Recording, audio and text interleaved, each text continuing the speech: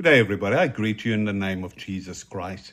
And the Lord speaking to us out of John 16, verse 33. It says, I have told you these things so that in me you may have perfect peace and confidence. And the world you have tribulation and trials and distress and frustration.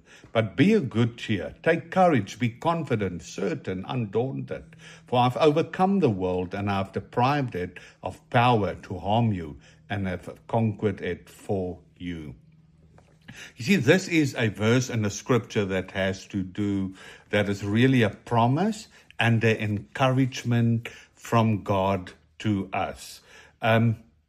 You see, we must start realizing that peace does not mean that there's an absence of difficulties, but it is about the union with God, that participation, that theosis, that oneness with God, that awareness of God all the time. And this time and this inner peace comes out of this union and out of this relationship, abiding in Him.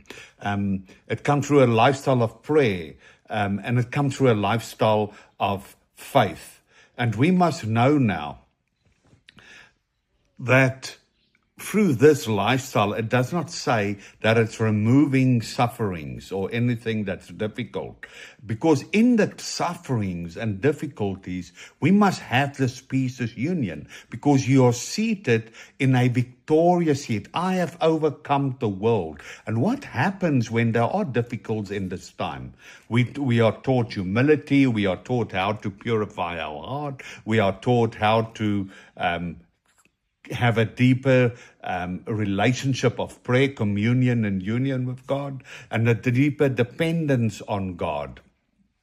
You see what it says? He said, I have overcome the world. What God actually says, I have overcome sin. I've overcome death. I have overcome the devil. I've overcome all powers of darkness. Everything that keeps you away from the victory and the union of God has already been overcome. And that's why we are seated in that resurrection. You see, this is a call to us to be steadfast, remain steadfast during trials, to trust God's providence, to continue in prayer despite difficulties, and to remember that suffering is temporary, and keep hope in Christ's resurrection. Do not measure God's presence by the absence of troubles. But Christ promised tribulation, but He also promised His peace and His victory. And this is a time where we need to step into that peace. And as we need to say, it is in faith, in His peace, in trust and the glory union with Him.